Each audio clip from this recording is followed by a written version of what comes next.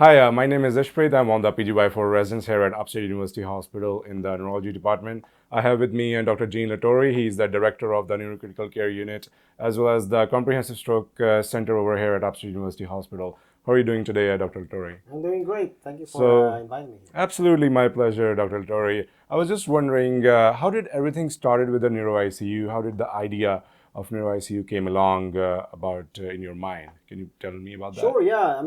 I got recruited to establish the ICU here. Prior to that, it was just a place, but there was really no kind of like a set structure. So I did my residency here, and I did my fellowship at in Boston, and then I got recruited by the then chair, Dr. Schaffner, and I knew about the place. I knew that Upstate has been at that time recently accredited as a primary stroke center. So I was excited to come back and establish, put some structure in what we already have. So at the time we had the 8-bed ICU where most of the neurosurgical cases get admitted, but we don't really have somebody who's kind of like dedicated to take care of those patients. So that's where I came in. So the first thing I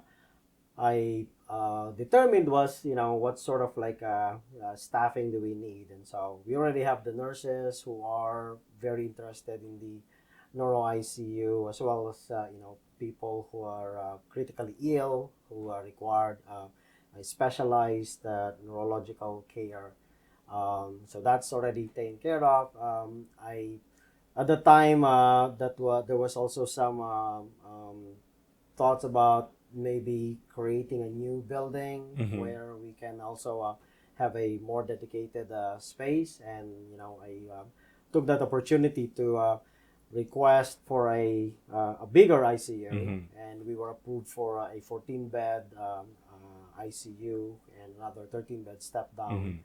So that's when they started recruiting nurses. And that's when we also started recruiting other faculties who have specialized training in neuro ICU. And that's also when I started getting more advanced practice providers to join our team. So the first couple of years is, just trying to build,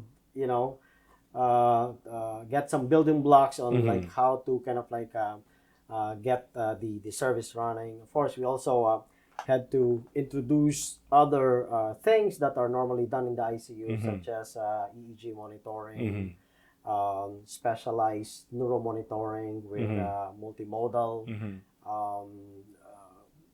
monitoring, such as your brain tissue oxygen, intracranial pressure monitor. We also started doing hypothermia, especially with the care of patients post-cardiac arrest who are in coma. We also started creating protocols for traumatic brain injuries and for how to take care of these patients, especially those with a isolated brain injury. So over time, these patients started to gravitate towards our ICU. People started to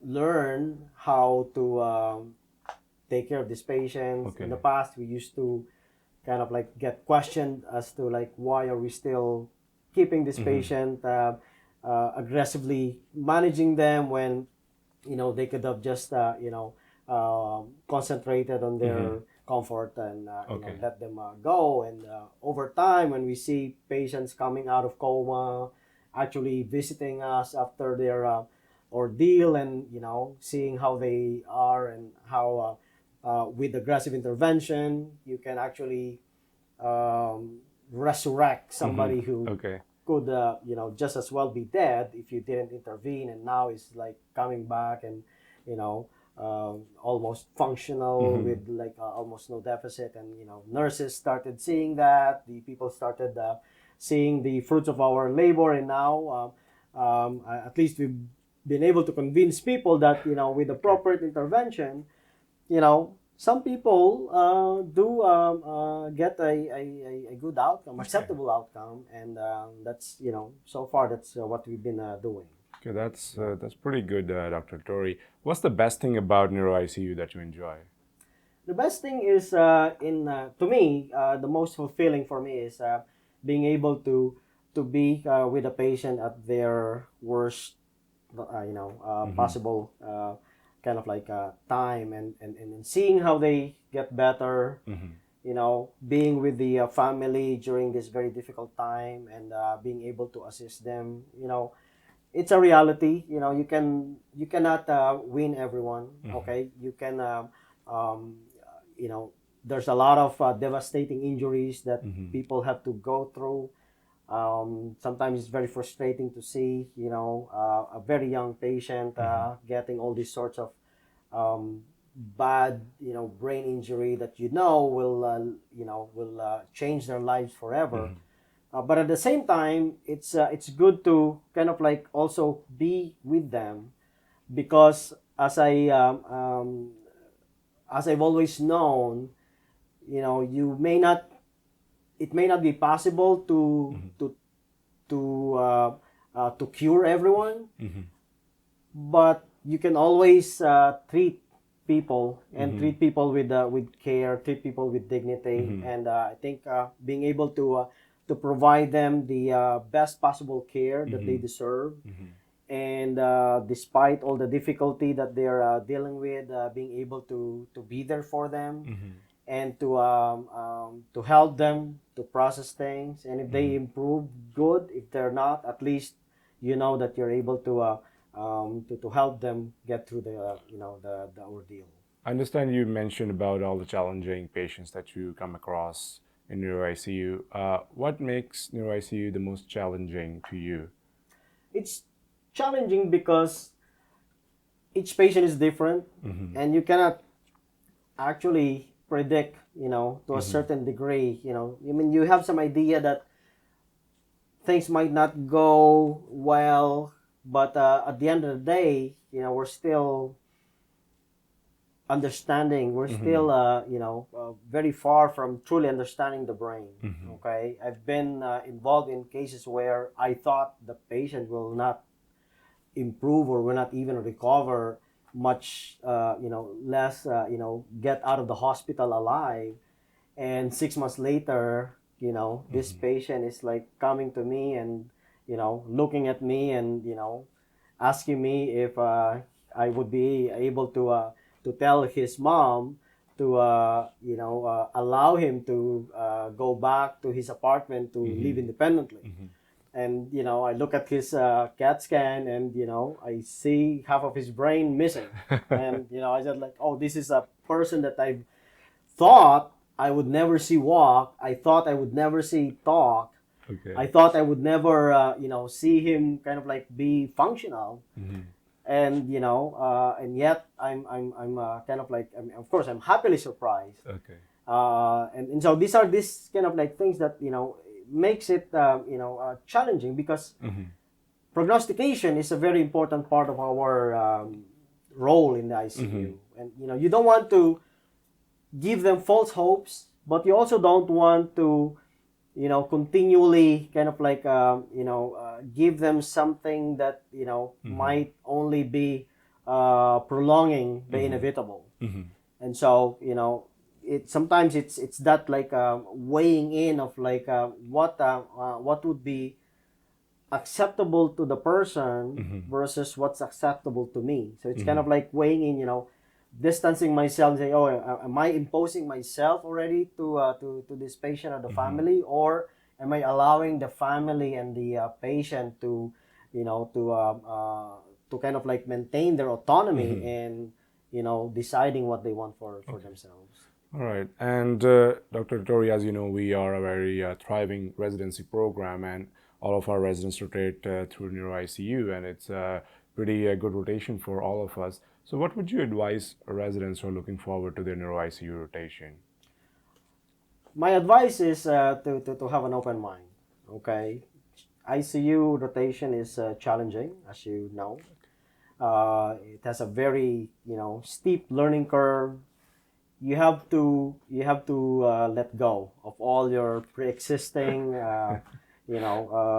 kind of thoughts of like what you know or what you don't know or what you can or what you cannot do. You have to let go and you have to be open to all the possibilities.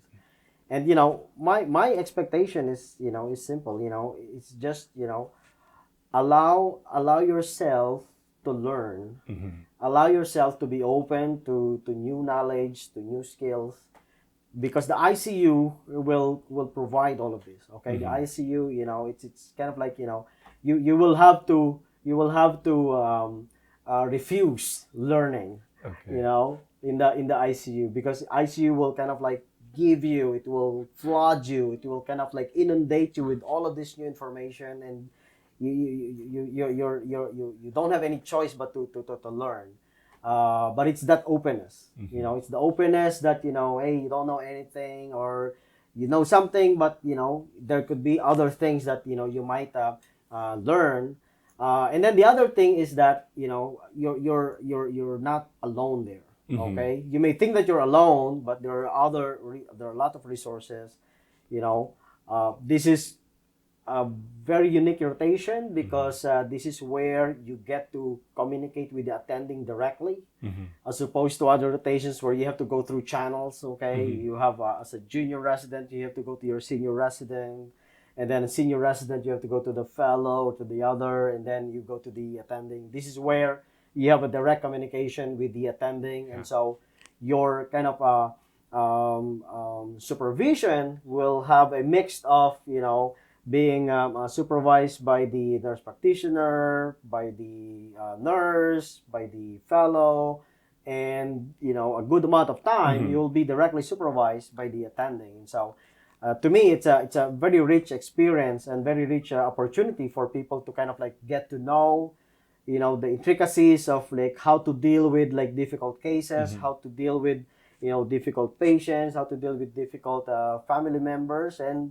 occasionally how to deal with team members. Okay, that's really helpful, Dr. Torre. And we as residents go through multiple rotations, and you have done your residency here, and then you went for your fellowship in Boston, and you have been in neurocritical care attending for the last couple of decades, or even more than that. So, how would you go about like balancing work with your personal life? What are your secrets? Yeah, I mean, I don't think there's any secret to that. I think, I'm not even sure if I have a balanced life. Okay, what I can tell you is, when things are happening the way it should, you probably don't feel. I mean, I don't feel any kind of like imbalance, and that's probably why I consider myself okay. Maybe I'm in a balanced state because I don't feel like the weight or the burden of like what people consider burnout. So like when you're like lacking sleep and you have a lot of patients, too much things to do, and then you feel like I'm so tired. I feel like I'm kind of like exhausted, not just emotionally, physically, but also kind of mentally.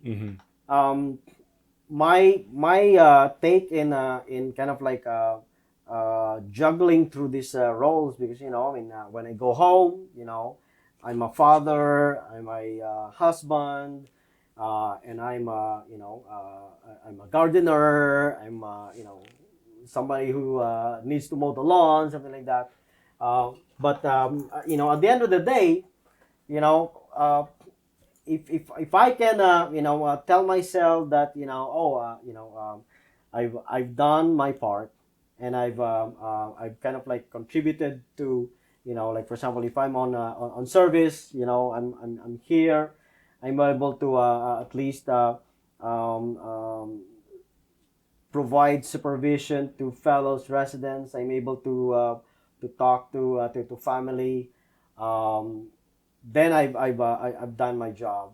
I also like to see myself as a um, you know and I guess partly because I really like what I'm doing. So um, sometimes when I'm like not on service for maybe a week or two, I'm kind of like looking at the chart and say, okay, when can I get back into action?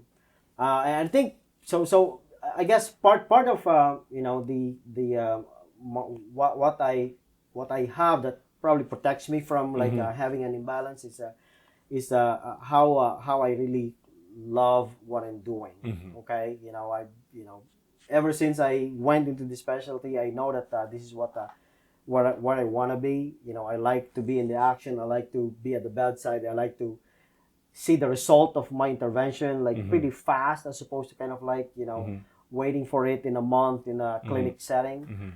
And I like to see the result. I like to see the person that I'm like treating with at the bedside, and that's kind of like what keeps me going. When I go home, of course, you wanna you know get a break, but to me, uh, it kind of like just kind of like it gets intertwined. Okay, I cannot some people are hear about this when people kind of like switch on or switch off. You are like you're in your work. Okay, I switch on my work kind of like hat, and then when I leave my office, I switch off, and now I'm on a different hat. you know Honestly, I can't think of myself as a multi kind of like a siloed individual where I enter a room and I'm a different person, and then I go to a different room and I'm a different person. I see myself as a collection of this kind of like roles, and I don't think I'm able to separate myself. And it might be a defect on my part, but I just don't see myself as completely a gardener when I'm gardening and out of the ICU. I still see myself like if I think of something, I'm doing my garden. I see, okay, well, I just thought of something that oh, maybe this is a good thing for like residency, or a good thing for the fellowship, or I thought of, oh, I didn't think about this when I'm like treating this patient. Maybe I should call. I cannot think or separate myself. But it's that kind of like you know it's the perspective that you can only do so much.